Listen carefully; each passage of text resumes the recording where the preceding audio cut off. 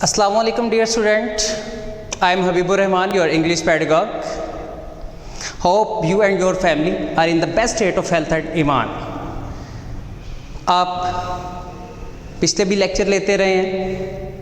हमने पहला जब लेक्चर लिया उसमें मैंने आपको गाइड किया था पेपर स्कीम में नरेशन के मुताबिक। आज हम उसी नरेशन के टॉपिक पे बात करेंगे। उम्मीद है पिछले लेक्चर्स की तरह आपका अच्छा फीडबैक आएगा इस लेक्चर पे भी। So let's have a look on the board. आज के टॉपिक में बिस्मिल्लाहिर्रहमानिर्रहीम, direct and indirect narration. Dear student, what is direct and indirect narration? Some students इसको बहुत लाइटली लेते हैं और कुछ स्टूडेंट्स जो हैं इसको एक हवा बना लेते हैं। मैं उम्मीद करता हूं कि आज की इस वीडियो के बाद आपका डायरेक्ट इनडायरेक्ट नरेशन के बेसिक रूल्स समझने के बाद आपको कोई मसला दरपेश नहीं आएगा। सबसे पहले हम शुरू करते हैं डायरेक्ट एंड इनडायरेक्ट नरेशन है क्या। What is are direct narration and what is an indirect narration? So dear student, direct narration हम अक्सर कहते हैं डायरेक्ट नरेशन। डायरेक्ट क्या होता है? बिल्कुल सामने। तो डायरेक्ट नरेशन का क्या मतलब है? एक ऐसी बात जो किसी शख्स की कही है, सपोज मेरी कही हुई बात है, वो उसको हूबहू उन्हीं अल्फाज में अब वैसे लिख दे, वो क्या है? Direct narration. और इनडायरेक्ट नरेशन क्या है?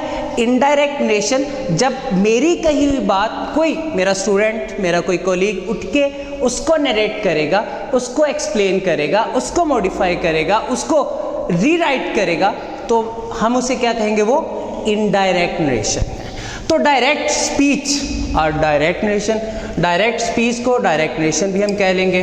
तो डायरेक्ट स्पीच की या डायरेक्ट नरेशन की डेफिनेशन क्या है? The way of the speech in which the actual words of the speaker, dear students, actual words of the speaker are repeated, वो रिपीट किए जाते हैं, वो दोहराए जाते हैं, उसे क्या कहेंगे? इस कॉल्ड डायरेक्ट नरेशन और डायरेक्ट स्पीच। तो ये तो हो गया किसी के कहे हुए एक्चुअल वर्ड्स को अगर हम वैसे ही लिख देते हैं, वो क्या है? डायरेक्ट नरेशन है या डायरेक्ट स्पीच है।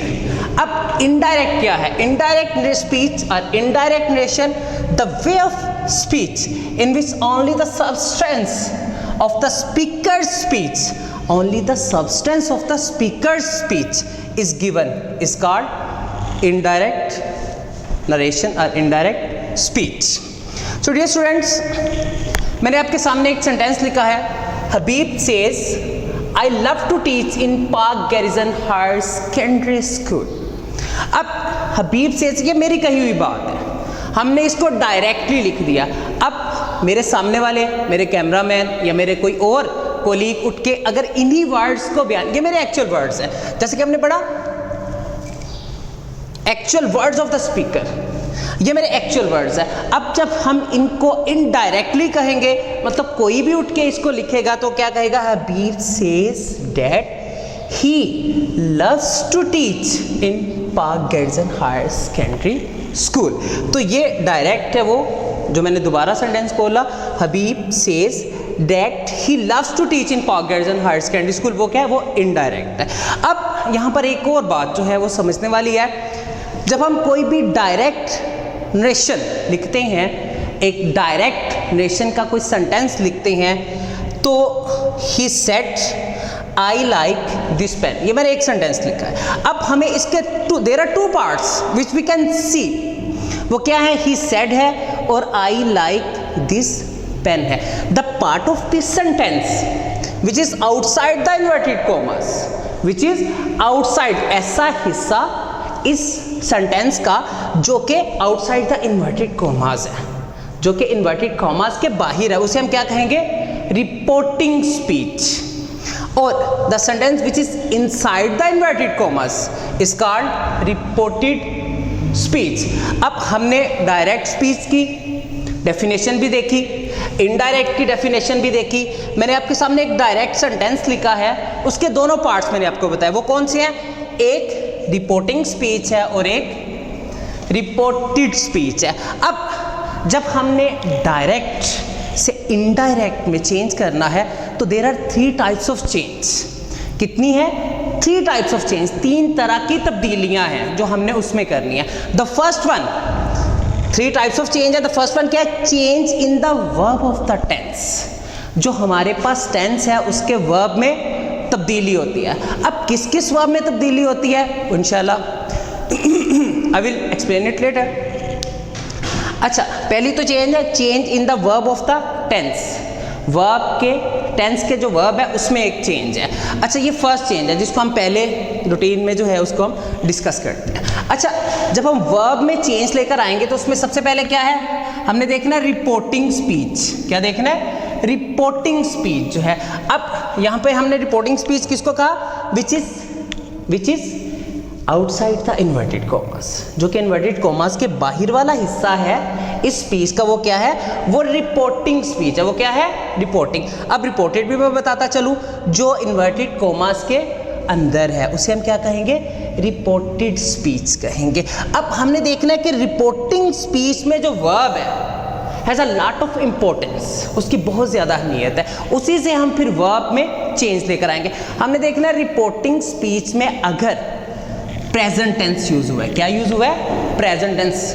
वो प्रेजेंट कोई सा भी हो सकता है, वो इंडेफिनिट भी हो सकता है, वो परफेक्ट भी हो सकता है, व्हाटएवर, वो प्रेजेंट का यूज है। तो फिर रिपोर्टेड स्पीच जो कि हम इनडायरेक्ट नेशन में लिखेंगे, इनडायरेक्ट स्पीच जब हम लिखेंगे, इनडायरेक्ट नेशन लिखेंगे, उसमें जो रिपोर्टेड स्पीच में वर्ब है उसमें नो चेंज। उसमें क्या होगा? चेंज नहीं होगी, कोई भी चेंज, वर्ब चेंज नहीं होगा।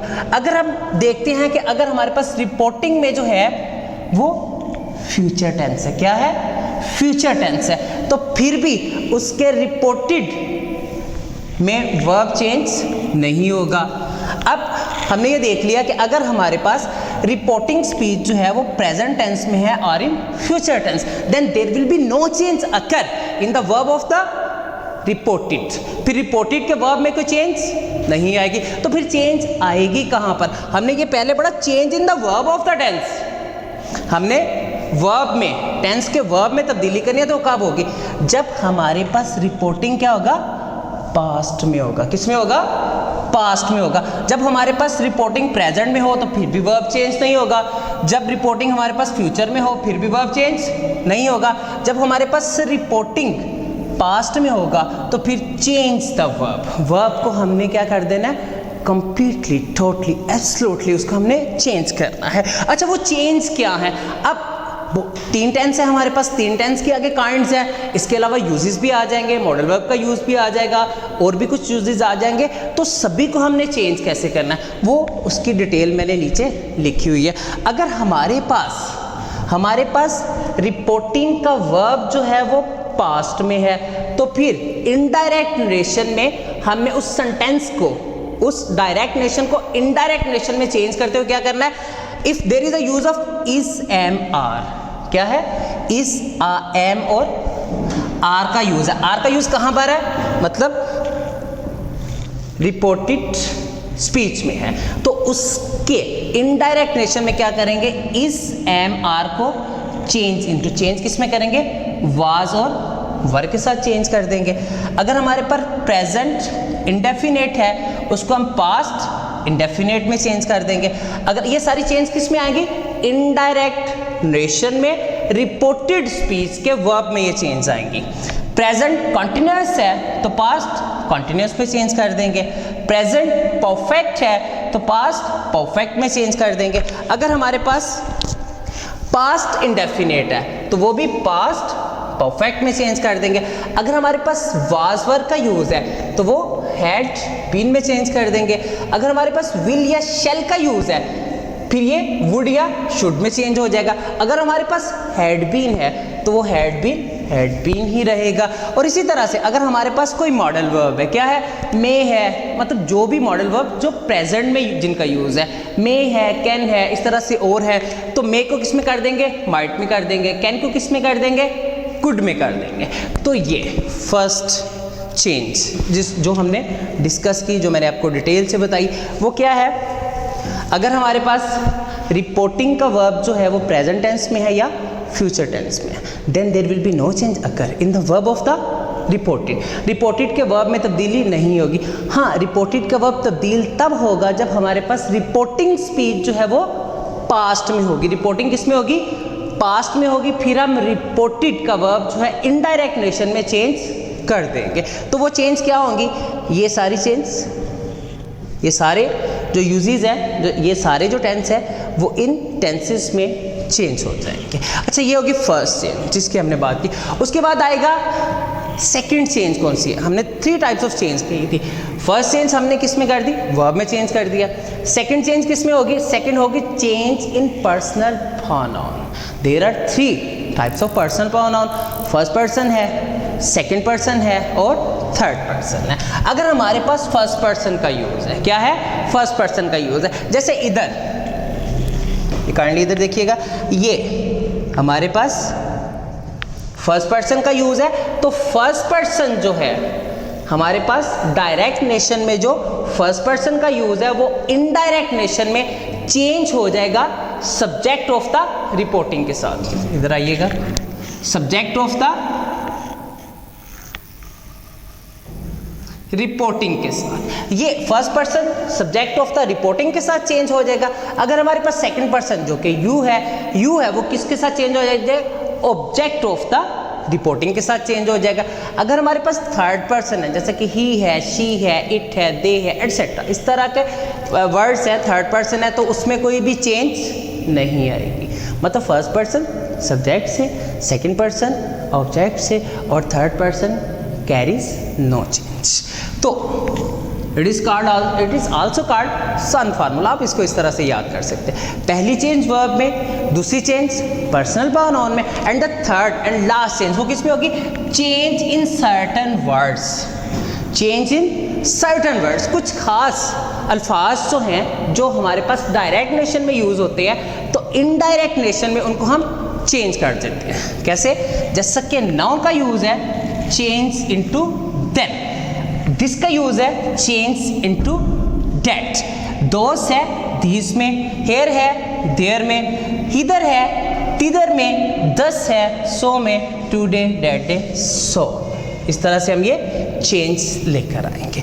तो ये there are 3 types of change जो मैंने आपको बताई। एक change in the verb of the tense, tense के वर्ब में तब्दीली है। चेंज इन पर्सनल प्रोनाउन में चेंज है। And the third and last change in certain words, कुछ खास अल्फाज में ये चेंज है।